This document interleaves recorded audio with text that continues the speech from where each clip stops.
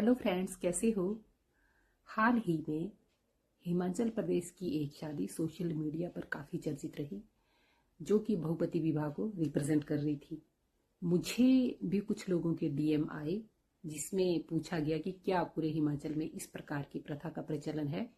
तो मैं उन सब लोगों को कहना चाहूँगी कि पूरे हिमाचल प्रदेश में ऐसी कोई प्रथा नहीं है। हाँ, कुछ दूर दराज के इलाके जिसमें कुछ सामाजिक समूह है जिसमें इस प्रकार की प्रथा का प्रचलन है, मान्यता है, जिसमें कि हाटी समुदाय की जो शादी सोशल मीडिया पर वायरल हुई थी वो भी है।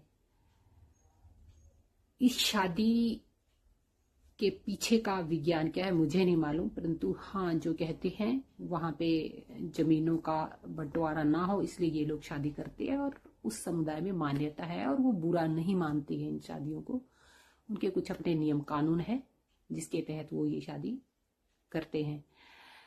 मैंने देखा सोशल मीडिया पे उन लोगों को काफी ट्रोल किया जा रहा है, जबकि हम लोगों का कोई फर्ज नहीं बनता है किसी के निजी मामले में दखल देने का।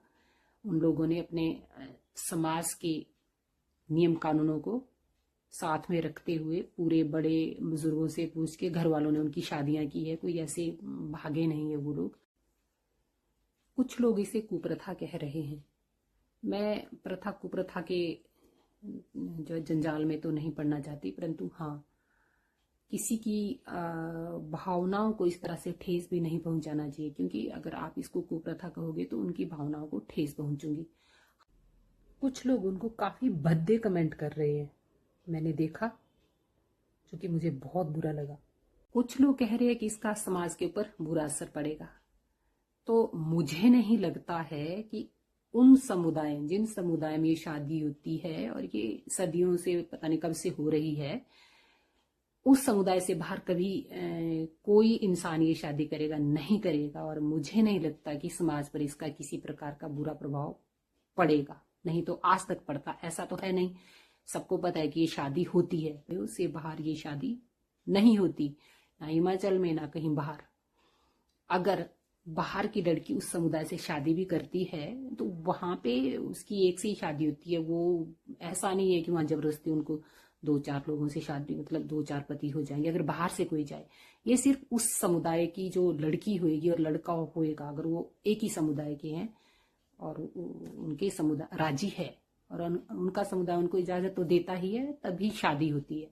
अदरवाइज अगर बाहर की कोई लड़की उस समुदाय से शादी करे या उस समुदाय की कोई लड़की बाहर दूसरे समुदायों से शादी करे तो वहां ऐसा नहीं है।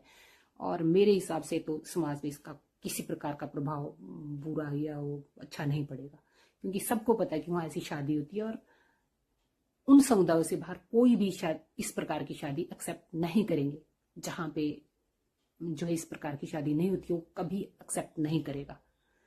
तो ये कहना कि समाज पर इसका बुरा प्रभाव पड़ेगा या ये पड़ेगा, मेरे हिसाब से, मैं अपनी ओर से कह रही हूँ कि मेरे हिसाब से इसका कोई प्रभाव समाज पर नहीं पड़ने वाला।